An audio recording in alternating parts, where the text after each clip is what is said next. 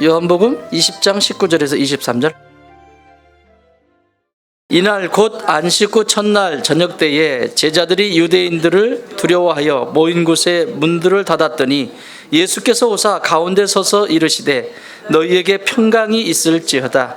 이 말씀을 하시고 손과 옆구리를 보이시니 제자들이 주를 보고 기뻐하더라. 예수께서 또 이르시되 너희에게 평강이 있을지어다. 하나님께서 나를 보내신 것 같이 나도 너희를 보내노라. 이 말씀을 하시고 그들을 향하사 숨을 내쉬며 이르시되 성령을 받으라. 너희가 누구의 죄든지 사하면 사해질 것이요 누구의 죄든지 그대로 두면 그대로 있으리라 하시니라. 아멘. 자, 우리 새해 첫 예배, 주일에 드려지는 첫 예배입니다.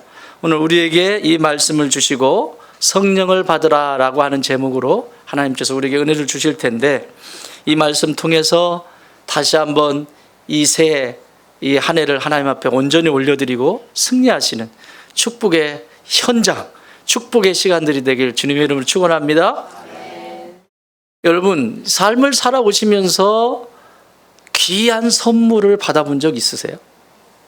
예수님 빼놓고 뭐라고 하면 다 예수님이라고 하니까, 예수님 빼놓고 내 삶을 살아오면서 참 그건 귀한 선물이었어.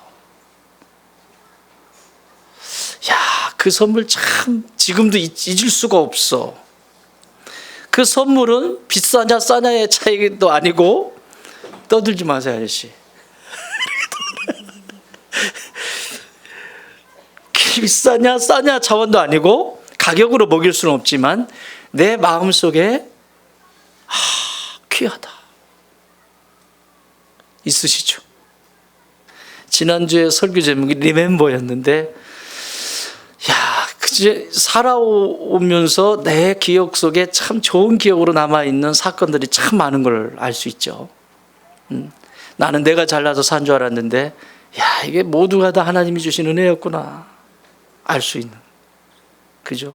그래서 우리 형제 자매들께서 고맙습니다 하면서 덕담도 나누고 서로 식사도 하시고 하는 이런 모습을 보면서 말씀대로 순종하는 그 모습을 보니까 너무 감사했어요. 그걸 기억할 수 있다는 게 참 얼마나 고마워요. 그런데 여러분, 내가 좋은 선물을, 정말 귀한 선물을 받았을 때 그 기분이 어떠셨어요? 벌써 입가에 미소가 요 상태 없다고? 아니, 이 상태 지금 딱 보시는 요 상태. 그걸 생각하면 각자 다 다르겠지만 행복한 요거예요. 그런데 오늘 하나님께서 우리에게 2020년 처음을 시작하면서 선물을 주시겠대요. 두 개의 선물이에요. 하나는 평강, 하나는 성령. 놀랍지 않아요? 두 개의 선물을 주시겠대요. 한 개도 안 주고, 1+1. 오늘 이 설교가 끝날 때 다 받아 누리시는, 다 선물 챙겨가시는 축복이 있길 바랍니다. 그래서 오늘 여기 보시면 19절에 보면 평강이 있을지어다, 또 22절에는 성령을 받으라, 다 명령문입니다. 그냥 가져가도 되고 안 가져가도 되는 것이 아니라 다 명령이에요.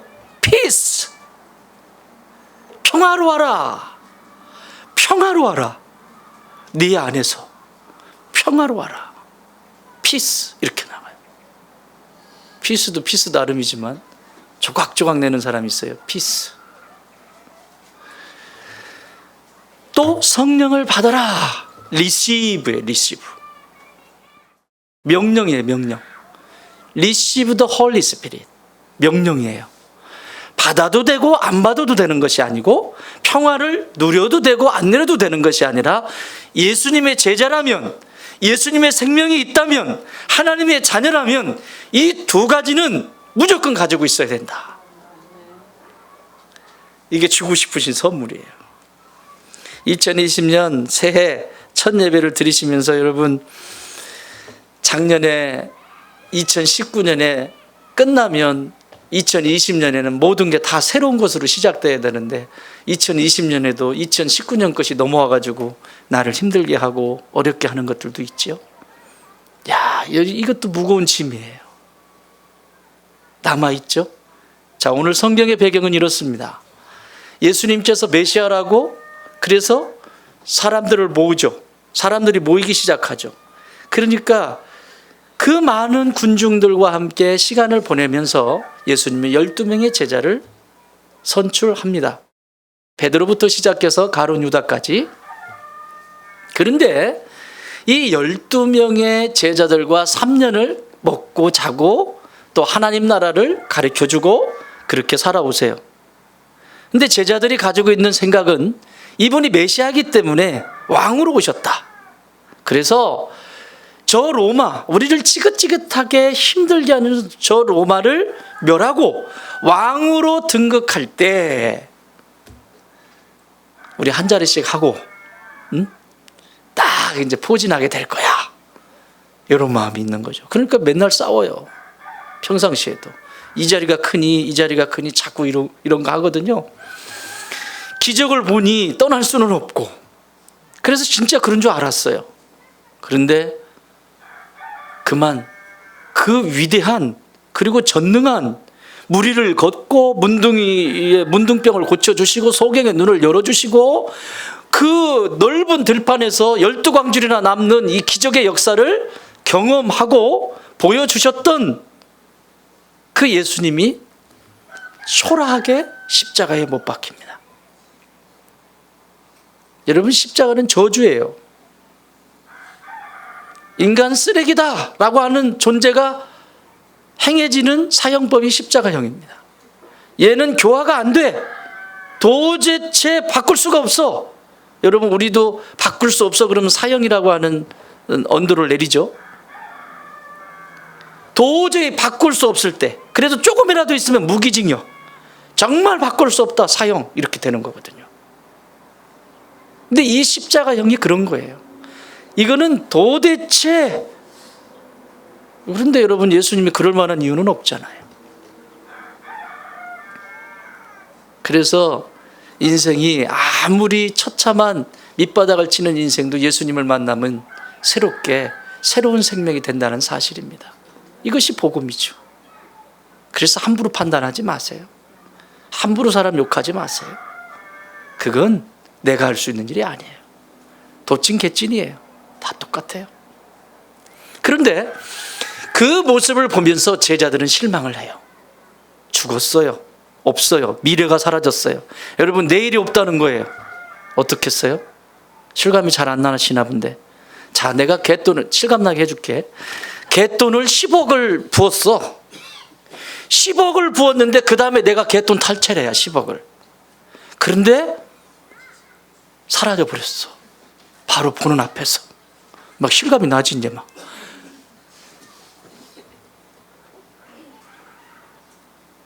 미치는 거예요.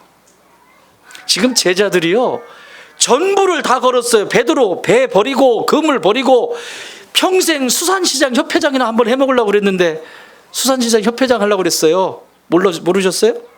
여기 농협, 뭐죠? 이거 뭐라고 그러지? 농협 있잖아. 농협 뭐라고 그러죠? 조합장? 베드로도 수산업 협동조합 조합장 하려고 그랬다고요. 근데 어느 날 메시아라고 하는 이분이 나타나서 그 모습을 보고 내 명예, 내 모든 것 다 버리고, 금을 버리고 다 버리고 그냥만 따라갔거든요. 그리고 더 앞자리에 서서 수제자로서 했다고요. 그런데 하루아침에 다 날아가 버린 거예요. 어떨까요? 그 얘기를 19절에서 이렇게 표현하고 있습니다. 19절 읽어보세요. 시작. 이날 곧 안식 후 첫날 저녁 때에 제자들이 유대인들을 두려워하며 모인 곳에 문들을 닫았더니 예수께서 오사 가운데 서서 이르시되 너희에게 평강이 있을지어다. 아멘. 거기 가운데 동그라미 빵빵 치세요. 가운데. 여러분, 이런 상태예요. 예수님이 지금 죽으셨어요. 죽으시고 지금 아무 희망이 없어요. 그래서 제자들은 일단 모였어요. 모여서 미래를 얘기하겠죠. 야, 앞으로 우리 어떡하냐? 이거 어떻게 하지? 그리고는 유대인들이 무서워서 개종한 거잖아요. 이거는 무서워서 덜덜덜덜 떨면서 저 문을 다 걸어 잠그고 전부 잠그고 껌껌하게 만들어 놓고 자기들끼리 모여 있는 거예요. 그렇게 모여 있는 거예요. 근데 예수님이 잠겨 있는 문을 그대로 통과해서 들어오신 거예요. 부활하신 예수님이. 안식 후 첫날 이렇게 말씀하시잖아요. 그러니까 금요일 날 못 박히셔서 돌아가시고 3일 만에 안식 후 첫날. 안식 후 첫날이면 주일이에요. 오늘날 주일 새벽에 부활하신 거예요. 그 안식 후 첫날 주일에 제자들에게 지금 찾아오신 거예요. 두려움, 미래에 대해서 두렵고, 유대인들의 현재 생활에 두렵고 미래에 대해서 불안하고 막 염려와 근심 덩어리로 쭈그리고 있는, 이렇게 있는 초라한, 쪼그라들어 있는 이 상태에 제자들에게 예수님이 호련히 그대로 들어오신 거예요. 그리고 어디에 계세요 지금? 가운데. 이게 중요해요. 따라합시다. 하나님은 내 인생의 문제에 변두리에 계시지 않는다. 아세요? 왜 하나님은 어디 계세요? 왜 내가 이런데 왜 말을 안 들으세요? 아니요. 하나님은 내 인생의 어떤 문제 속에서든지 정 가운데 핵심적인 그 자리에 서 계십니다. 그런데 그 서 계신 하나님을 못 보는 이유가 있어요. 조금 이따 설명드릴게요. 따라합시다. 하나님은 내 인생의 문제에 정 가운데 계시다. 아멘. 지금 가운데 들어오셨어요. 들어오셔서 첫 번째로 하시는 말씀이 뭐라고 말씀하세요? 평강이 있을지어다. 또 저 뒤쪽에 가서 21절 중반절에 너희에게 평강이 있을지어다. 하나님이 주고 싶으신 선물입니다. 오늘 이 선물을 누리시기 바랍니다. 이 평강은 뭐냐? 히브리 말로는 샬롬 이렇게 얘기하죠. 샬롬. 그 히브리 사람들은, 유대인들은 지금도 샬롬, 이게 인사예요. 굿모닝 하는 것처럼 인사예요. 샬롬. 헬라 말로는 에이레네, 평안이 있을지어다. 에이레네. 그러니까 샬롬 하잖아요. 샬롬은 뭐냐면 타인을 향해서 샬롬해요. 아무에게 샬롬하면 그 사람에게 샬롬이 있으면 내게도 샬롬이 되는 거예요. 그래 인사하는 거예요. 여러분 아침에 눈을 뜨면 아무 생각 없이 하지 말고 가족들을 만나면 어떻게 해요? 좋은 아침 이렇게 인사하시는 분 손 내려. 아침에 눈을 떴으면 인사를 해야 될 거 아니에요. 굿모닝, 좋은 아침. 자, 이거부터 실천합니다. 내일 아침에 눈을 뜨면 얼굴 만나는 사람마다 아이부터 배우자 좋은 아침, 굿모닝. 습관이 돼야 돼. 습관이. 아침에 눈 떴잖아요. 어저께 죽었다가 밤새도록 죽었다가 살아났잖아요. 굿모닝 해주면 안 돼요? 제가 제일 기분 나쁠 때 있어요. 저는 굿모닝 늘 하거든요. 늘 하는데 제일 불편할 때가 있어요. 아이들이 잘해요. 잘하다가 이제 피곤하잖아요. 피곤하면 이렇게 하고 이제 가요. 이러고 가면 왜 난 굿모닝.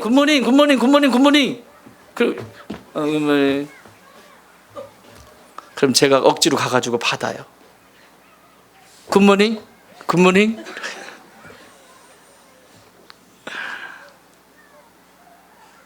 샬롬.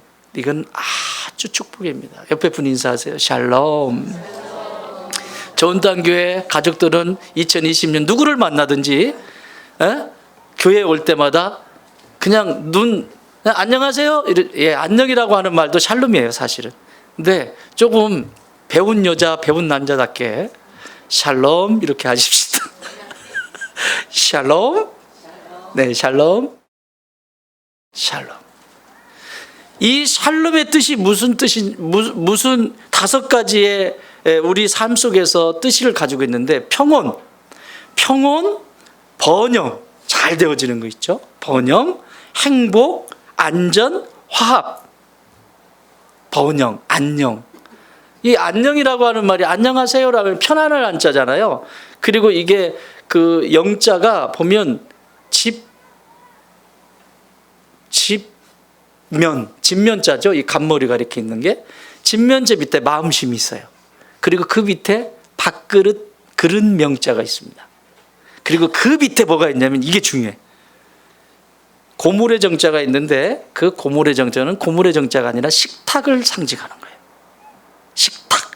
그러니까 식탁 위에 뭐가 있어? 밥그릇. 밥그릇이 있으니까 어때요? 배가 든든하잖아. 어? 든든하잖아요. 이게 편안하다 할 때 안녕, 영자예요, 영. 밥그릇이 잘 먹고 잘 사는데 편하잖아요. 그 위에 뭐가 있어요 또? 마음 심자가 있어요. 그러니까 심리적이든 육체적이든 이런 것들이 한 상위에 있다. 그래서 안녕. 알고는 하는 거죠. 예, 괜찮아요. 배운 여자, 배운 남자는 달라. 그러니까 안녕, 안녕하세요 라고 할 때 이 정도의 이 힘을 실어서 그분에게 인사를 해주셔야 돼요. 당신의 식탁과 당신의 식탁 위의 밥은 안녕하십니까? 당신의 식탁 위의 마음은 안녕하십니까? 이 정도의 힘을 실어서 안녕하세요 이렇게 하셔야 돼요. 그냥 안녕하세요 안녕하세요 이러지 마요. 굿모닝도 뭐예요? 굿모닝. 하나님이 함께 하시는 아침이라는 거 아니에요. 너무 좋은 샬롬. 이렇게 같이 잘 되어지고 편안하고 이 상태를 평강이라고 그래. 요거를 하나님은 우리에게 주고 싶으신 거예요.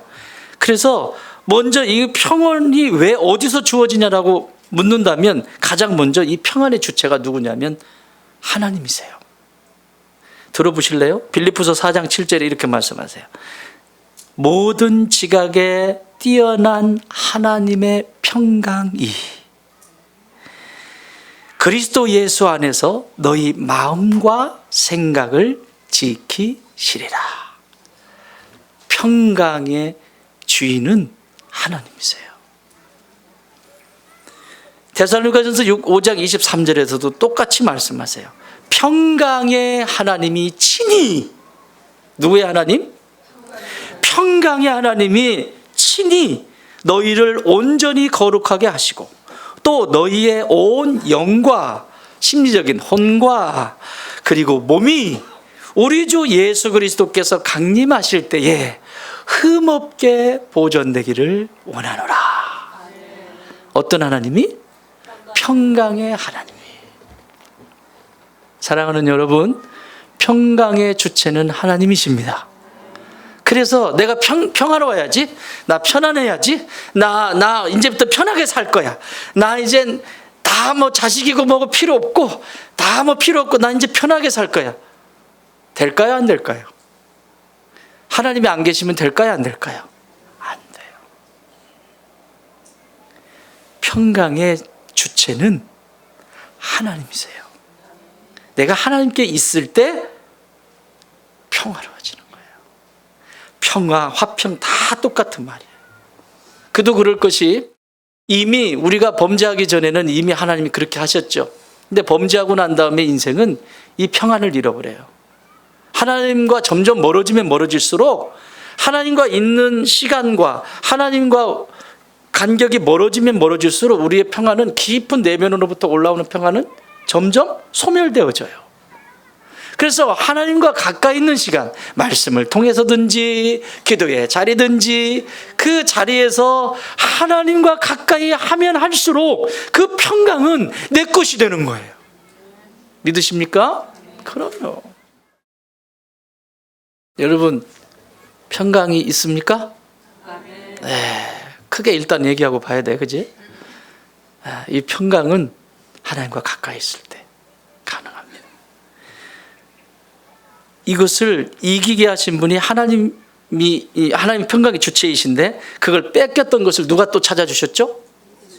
예수님께서 찾아주신 거예요. 데살로니가 에베소 2장 14절에서 이렇게 말씀해요. 그는 우리의 화평이신지라 둘로 하나를 만드사 원수된 것 곧 중간에 막힌 담을 자기 육체로 허셨다라고 말씀하세요. 그러니까 십자가로 하나님과 인간의 관계, 하나님과 내 관계가 원수로 있었는데 예수님께서 중간에 다리를 놓아주셨다는 거예요. 평강을 주시기 위해서 다리를 놓아주셨다는 거예요. 믿으십니까? 이 사실을 믿기 때문에 십자가 앞에 나오는 겁니다. 그 십자가의 사랑에 붙들림만 되면 내 영혼이 자 깊은 곳으로부터 평강이 올라오기 시작하는 거죠. 또 인생의 저주도 마찬가지예요. 우리 안에 있는 이 저주가 뭐겠어요? 여러분, 저주가 뭐예요? 막 질병 걸리고 막 이렇게 막 안 되고 뭐가 안 되고 이게 저주일까요? 그러면 복은 뭐예요? 이 단어 정리가 잘 돼 있어야 공부를 잘해요. 단어 정리가 안 돼 있으면 공부가 안 돼. 여러분, 성경이 말하는 복은 뭐예요? 하나님과 가까이 있는 거예요. 그럼 저주는? 그렇죠. 하나님을 멀리 있는 걸 저주라 그래요. 복은 하나님과 가까이 있는 거예요. 그래서 하나님이 나를 창조하셨기 때문에 내가 어떤 상황이든지 나를 AS 해줄 수 있는 거예요. 믿습니까? AS는 누가 어디 가서 받아야 돼요? 그렇죠. 삼성 제품은 왜 기아로 가지? 자기들은 제품, 전기 제품 고장 나면 그 제품 찾아가지고 이게 어디 거지? 아, 어느 회사 거구나. 그럼 거기 AS 찾아가지. 엉뚱한 데 가가지고 고쳐달라고 하는 분이 계시냐고요?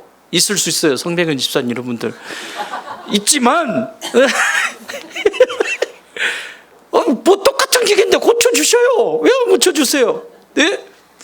근데 급해서 그렇다고 고쳐주세요. 고쳐주실 수는 있겠죠. 그런데 뭔가를 받을 거예요. 내가 고쳐주기는 당신이 하도 이렇게 해서 내가 이렇게 하기는 하는데 이 책임은 안 진다. 고장나면 여기까지다. 뭐 이걸 받든지 뭘 해서 억지로라도 고쳐준다고 그러면 그렇게 하겠죠. 그런데 이 제품의 회사로 가면 그 AS센터 가면 부품 다 있잖아요. 거기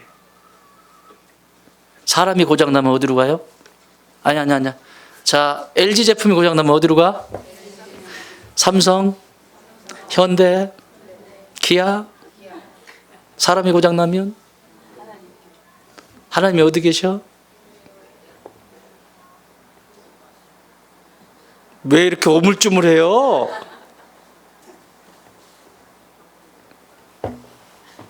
삼성이 고장나면, LG가 고장나면, 현대가 고장나면, 내가 고장나면, 그럼 성전으로 와야지. 십자가가 있는 성전으로. 딴짓 하는 거예요. 성전만 빼놓고 다 해요. 나를 고쳐주실 수 있는 내 아버지가 계신 성전에, 그곳에 머물러서 내가 그곳에 가야만 AS를 해주시는데 그것만 빼놓고 다 다니는 거야. 이런데 다니는 거지. 이런 거. 이런 거. 나도 잘할 수 있어. 작두를 십자가만 빼놓고, 하나님의 사랑이 머무는 성전만 빼놓고 다른 거 다 하는 거예요. 그러니 어떻게 고칠 수 있겠어요? 어떻게 AS를 받을 수 있겠어요? 사람을 석가모니가 창조했다는 말 들어보셨어요? 들어봤으면 거기로 가세요. 아니래잖아. 여기 분명히 나를 창조하셨대잖아요. 나를 만드셨대잖아요. 후 불어넣어가지고 나를 만드셨대잖아요. 그러면 그분께로 가야지요. 아멘. 자, 올해도 여러분 많이 쓰시다 보면 고장이 나는 때가 많을 거예요. 이 일 저 일 하시다 보면 뻐국 고장이 날 거예요. 예? 그때 어디로 가라? 성전으로 달려가라. 성전으로. 나 고쳐주시는 내 주의 은혜 강가로, 저 십자가의 강가로 내 주님 사랑 있는 곳 내 주의 강가로 딴딴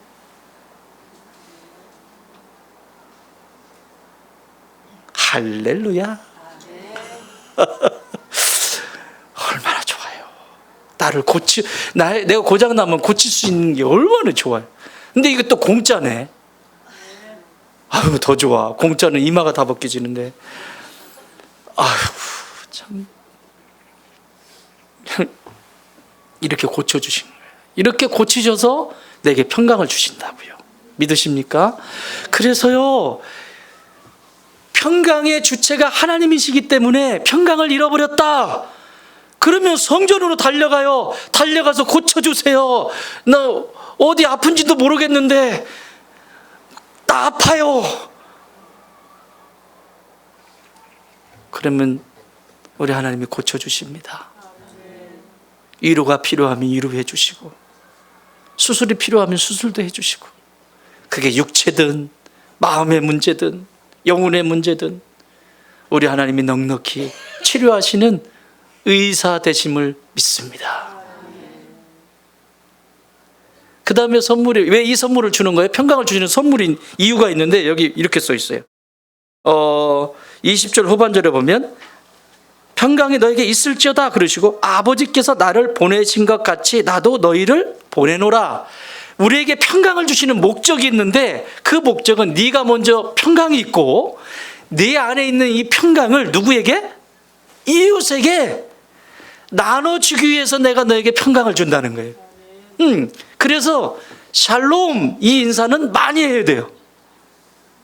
샬롬, 샬롬, 샬롬, 예, 샬롬을 많이 해주세요. 이걸 받았으면 이걸 나눠주게 하기 위해서 이 세상에 막 불안하고 이렇게 지금 덜덜 떨고 미래가 어떻게 될지, 이게 2020년 밝아지긴 했는데 어디서부터 어디가 어떻게 될지 알지 못하는 이 불안 속에서 그 가운데 쓰셔서 예수님이 부활의 예수님이 평강이 있을지어다 말씀하셨잖아요. 이 평강이 있을지어다 이 말씀을 주시는 이유는, 이 평강을 주시는 이유는 네가 먼저 평강이 있고 그리고 그 평강을 나눠주는 자가 되래. 그래서 주신대요. 두 번째 선물 뭐죠? 읽어보세요. 22절 시작.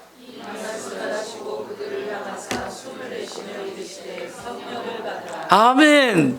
성령을 받으라. 이 주제예요. 여러분, 그런데요, 이 성령과 평강은 아까 뭐라고 그랬어요? 평강의 주체가 누구시라고 그랬죠? 하나님이시라고 그랬죠? 하나님의 평강이. 성령님은 누구세요? 하나님이시잖아요. 그러니까 이 평강과 성령님은 뗄래야 뗄 수 없는 관계예요. 그래서 이렇게 기록하고 있어요. 에베소 4장 3절에서 이렇게 말씀합니다. 평안에 매는 줄로, 평안에 매는 줄로 성령이 하나 되게 하신 것을 힘써 지켜라. 짝이에요, 짝. 또 요한복음 14장 26절 27절에서 이렇게 말씀하세요. 성령에 대해서 보혜사 곧 하나님 아버지께서 내 이름으로 보내실 성령, 그가 너희에게 모든 것을 가르치고 내가 너희에게 말한 모든 것을 생각나게 하리라. 그리고 그 다음에 말씀하세요. 평안을 너희에게 끼치노니 곧 나의 이 평안을 너희에게 주노라. 그러니까 성령님과 평강은 하나님이시니까, 평강의 주체가 하나님이시고 성령님이 하나님이시니까 성령님과 평강은, 그러면 이런 거죠. 평강이 내 안에 평안이 없어, 불안해, 막 이래. 그러면 누구하고 멀어진 거예요? 내 안에? 네. 하나님을 구체적으로 얘기해 봐요. 어떤 하나님? 성령 하나님과 거리가 멀어져 있다는 거예요. 그런데 이 성령님을 받는 방법, 비결을 두 가지를 여기 얘기해 주고 계세요. 한번 읽어보세요. 다시 한번 22절 시작.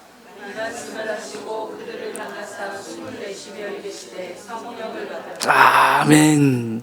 자, 리시브 받는 거죠. 리시브 더 홀리 스피릿. 리시브 나를 받게 하는데 그 받게 할 때 두 가지 조건이 있다는 거예요. 첫 번째는 너희를 뭐하사? 그들을 향하사. 향했다는 거예요. 자, 그림을 그려보세요. 이 군중이 있어요. 제자들이 있는데 예수님이 가운데 서셔서 뭐하고 계세요? 하늘 쳐다보고 계셨겠어요? 깝깝하다 애들 쳐다보니까. 이러고 계셨을까요? 어떻게 하셨을 것 같아요? 가운데 서셔서. 소진아 괜찮다.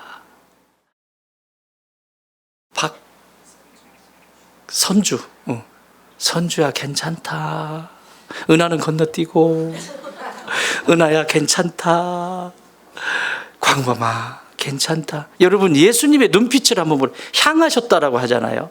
그들을 향하셨다라고 하는 것은 눈빛이 제자들을 향하고 있는 거예요. 그런데 문제는 제자들이 믿어지지가 않아. 고개 숙이고. 우리 교회에 톰과 제리가 있습니다. 김서연, 남인찬. 톰과 제리인데 같이 놀아. 남인찬이는 사탕을 줘도요. 사탕을 호주면 민찬아 오히려 쫓아다니면서 사탕 먹을래? 이래야 돼요.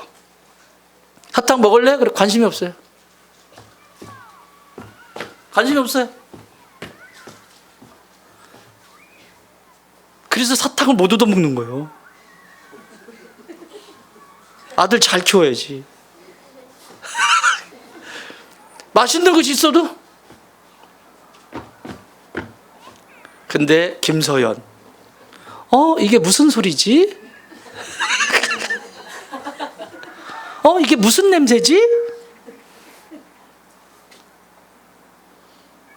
애들이 사탕을 받으러 올 때 항상 따라와요.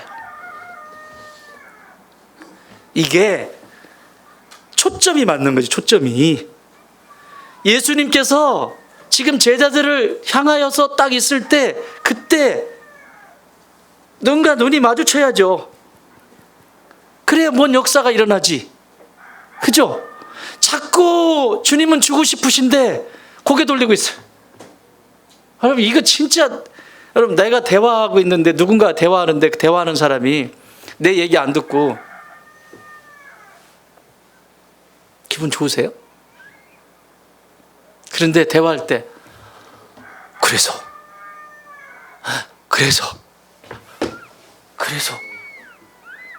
그랬어? 기분 좋으시죠? 여러분의 남편이 얘기하는데 지금 오늘 하루 있었던 일을 막 쪼잘쪼잘 얘기를 막 하고 있는데 기분 좋으세요? 근데 여러분 남편이 그랬어? 이야 기분 좋았겠다. 그래서 물 좀 한 잔 가져와. 야씨 그래서 기분 좋죠? 자기들은 기분 좋으면서 남편들은 안 그래요? 내 얘기를 그렇게 들어주고 있는 사람이 있으면 기분 좋아가지고 그러면서 왜 성령을 받는 첫 번째 조건이 그분이 향하고 있을 때, 내게 향하고 있을 때 그 눈에 마주쳐야 돼요. 이 얘기를 민수기에서 얘기해요. 이미 민수기 6장 24절 25절 26절에서 뭐라고 말씀하시냐면 여호와는 그의 얼굴을 너에게 비추사 은혜 베푸시기를 원하고 또 여호와는 그 얼굴을 너에게로 향하여 드사 평강 주시기를 원하노라. 놀라보라. 주고 싶으세요. 막 은혜와 평강을 주시고 싶으셔서 막 주지를 못하세요. 막 다 주고 싶으셔서. 그런데 문제는 관심이 없어요. 다음 주부터 집회가 있습니다. 말씀 상회가 있습니다. 그런데 서연이처럼 무슨 소리지? 무슨 냄새지? 거기 은혜가 무슨 냄새지? 이러면서 기다리는 사람하고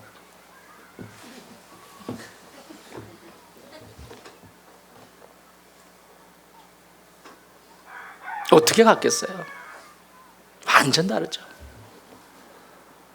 그죠? 성령을 받으려면 하나님의 눈과 하나님의 마음과 하나님의 방식과 내가 하나가 돼야 돼요. 하나님이 기뻐하시는 것에 내 초점이 딱 맞춰져야 되는 거예요. 그러면 성령은 받게 돼 있어요. 기대가 되시죠? 올해 모두가 성령 받으셔야 돼요. 이게 성령을 받지 못하면 머릿속에만 남아요. 그래서 이 이론은 너무 잘 알고 있어요. 그래서 이걸 바울 사도는 경건의 모양이라고 그래요. 그런데 경건의 능력은 없어. 그 능력은 성령님과 함께 할 때 나타나는 거거든요. 그래야 이겨요. 그래야 두려움으로부터 이겨요. 무섭고 두렵고 숨고 싶고 있는 이 제자들에게 예수님이 부활하신 예수님이 오셔서 평강이 있을지어다 성령을 받으라. 이 성령을 받으면 담대해져요. 이제 쌀떡을 열었는데 쌀떡이 없네. 쌀이 괜찮아. 굶게 안 하셔요. 어떤 방법으로도 하나님은 채우신다. 믿습니까? 아이고 통장에 얼마밖에 없는데 이거 어떡한데 이거 아이고 그거 쳐다본다고 돈 나오나? 언제는 교회 일할 때도 교회 사역할 때도 무슨 교회가 뭐 재정이 넉넉해가지고 교회가 그러고 왔습니까? 그때마다 하나님이 넉넉히 부어주시고 채우시고 그래서 왔지. 그런 얘기 하덜덜만 선교합시다 그러는데 우리 돈 없는 이런 소리 하면 된다 안 된다? 예 목사님 집 팔아가지고 오겠습니다. 집 팔 사람도 없지만 이래야죠. 이 믿음이 이 성령께서 역사하시는 거예요. 이게 첫 번째 그분의 얼굴이 내게로 비춰주시는 거예요. 그래서 하나님이 나를 보실 때는 이 은혜를 주시기를 원하고 평강 주시기를 원하시는 거예요. 하나님은 나를 찾고 계시는데 내가 그분의 얼굴을 편안히 바라볼 수 없다면 뭔가가 걸리는 게 있겠죠. 뭔가 찔리는 게 있겠죠. 그러면 볼 수가 없죠. 그분은 보고 계시는데. 그래서 베드로는 초대교회가 이제 성령 받고 베드로가 이 성령의 역사가 일어나니까 사람들이 몰려와요. 그래서 우리가 어떻게 하면 좋습니까? 이렇게 할 때 가르쳐준 말씀이 있어요. 사도행전 2장 37절 38절 그들이 이 말을 듣고 마음에 찔려 복음을 듣고 베드로와 다른 사도들에게 물어 이르되 형제들아 우리가 어찌할꼬 하거늘 베드로가 이르되 너희가 회개하고 뭐하고? 회개하고. 회개는 왜 하는 거예요? 하나님과 멀어져 있던 거예요. 내가 남의 물건 훔쳤거나 내가 이런 회개 정도가 아니라 하나님과 멀어진 것, 내가 하나님과 응당히 같이 있어야 되는데 내 마음대로 했던 것을 회개하는 거예요. 내 마음대로 했던 거. 회개하고 첫 번째 각각 예수 그리스도의 이름으로 뭐하고? 세례받고 그리고 제사함을 받으라. 제사함을 받으라. 그리하면 성령을 선물로 받게 될 것이다. 예수님도 말씀하셨어요. 밤새도록 기도하고 못 주세요 하는데 과부가 와가지고 네 이거 안 주시면 안 됩니다. 그러니까 그거 맡은 관리가 아이고 지겨워가지고 맨날 와가지고 그러니까 문 열고 와가지고 내가 너한테 줄 거 없다 그랬는데 그래도 주십시오.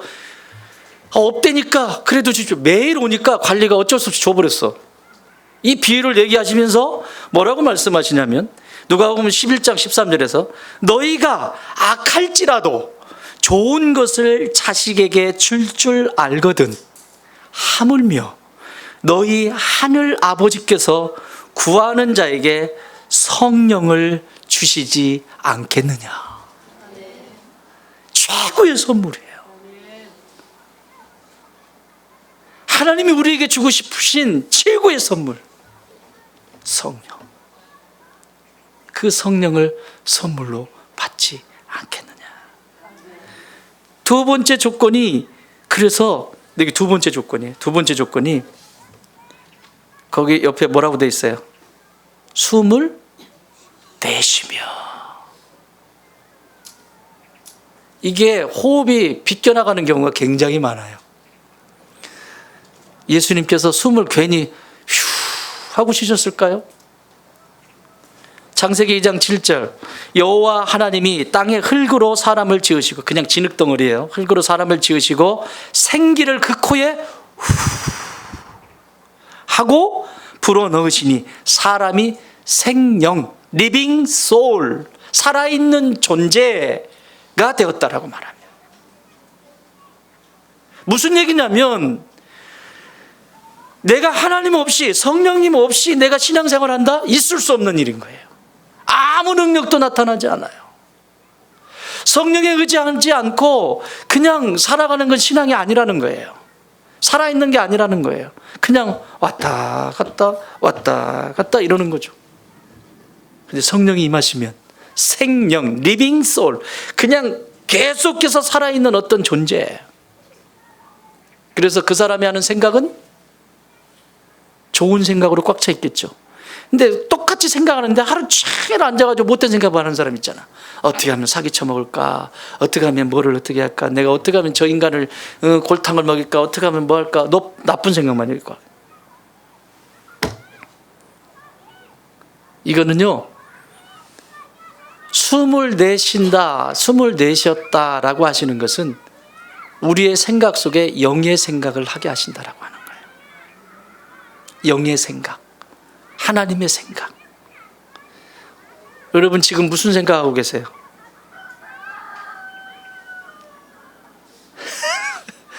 생각. 하루 종일 여러분은 어떤 생각을 많이 하십니까? 그 생각이 살아있어야 되는 거예요. 숨을 살아있어요. 영의 생각을 하기 시작할 때 살아나기 시작합니다. 여러분 뭔가를 살려냈을 때 그 기쁨 있잖아요. 뭔가를 이렇게 살려냈을 때.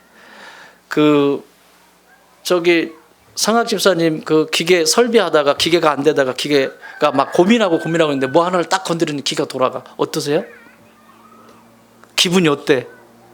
그렇게 기분이 통화해요. 이 정도? 막 진짜 이게 해결이 안 돼. 막 뭔 부품도 안 되고 뭐 안 되는데 뭘 딱 건드렸는데 나도 몰랐어. 이걸 몰랐는데 뭘 하나 딱 건드렸는데 이게 막 작동이 되는 거예요, 기계가. 그때 어때 기분이? 저런 쑥맥, 놀라워라 이렇게 해야지. 어때 그때 기분이? 놀라워라. 예, 놀라워라. 그렇죠. 얼마나 행복해요. 그게 막 돌아갈 때 그 기분이. 성령을 받는다는 건, 숨을 내쉰다는 건 성령의 생각을 하기 때문에 막 살아나는 거예요. 뭐든지 살아나는 거예요. 이 사람이 가지고 있는 생각은 무엇을 내기도 살아나요. 죽었던 곳이 살아나요. 말을 내도 살아나요. 그분과 함께하면 뭔가가 살아나요. 지쳤고 무너졌던 곳이 막 살아나기 시작해요. 성령의 사람이에요. 성령 받은 사람이에요. 제 방에 가면 오늘 일부 예배 때 우리 시온이를 보여줬는데 파파야 나무가 하나 있습니다. 그거는 우리 정도 아버지께서 파파야 나무를 저 농장에서 가져오셨는데 집에서 요만한 화분에 심어가지고 파파야 나무를 여기다 심은 거죠. 작은 나무니까 처음에 심어가지고 키울 수가 없다는 얘기를, 파파야 나무가 우리 집에 있는데 그냥 키울 수 없으니까 목사님 키워주세요 이러면 되잖아. 파파야 나무가 우리 집에 있는데, 파파야 나무가 우리 집에 있는데 그래서 그도 그럴 것이, 이분이 이제 지방으로 일을 하러 많이 다니시잖아요. 지금도 이제 지방에 내려가시는데, 그러다 보니까 집에서 정도가 키우겠습니까? 아주 현숙한 우리 윤혜란 집사님이 키우시겠습니까? 뭐 누가 그거를 키우겠습니까? 그러니까 가져오셔서 제가 키웠는데, 그만 강아지가 이렇게 심어놨는데 연하잖아요. 얘가 순이 나무가 아니니까 툭 잘라버린 거예요.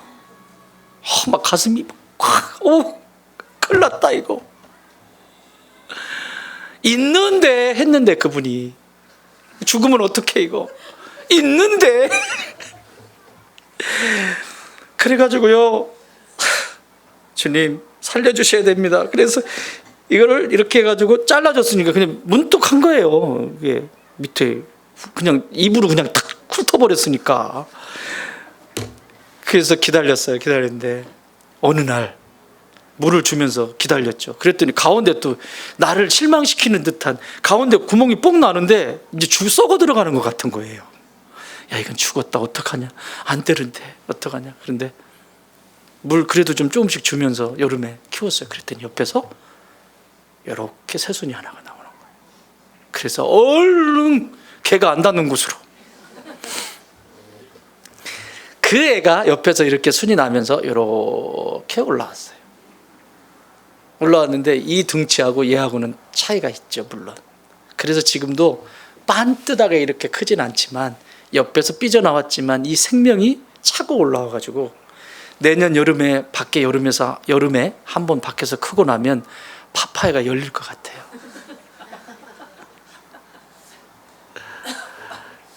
얼마나 기분이 좋게요. 제 방에서 잘 자라고 있어요. 그렇다고 집에 있는 화분들 가꾸지 말고 잘 자랍니다. 여러분, 생명을 살려내는 기운이 성령이에요. 그래서 성령을 받으라고 하는 거예요. 성령을 받으려면 먼저 해야 되는 게 뭐라고 그랬어요? 먼저 해야 되는 게 하나님의 눈과 눈이 마주쳐야 되는 거예요. 두 번째, 숨을 내쉬잖아요. 영의 생각을 해야 되는데 어떻게 해요? 하나님의 숨을 마셔야 되죠. 하나님의 은혜의 줄기, 은혜의 강줄기, 그 신선한 공기를 날마다 마셔야죠.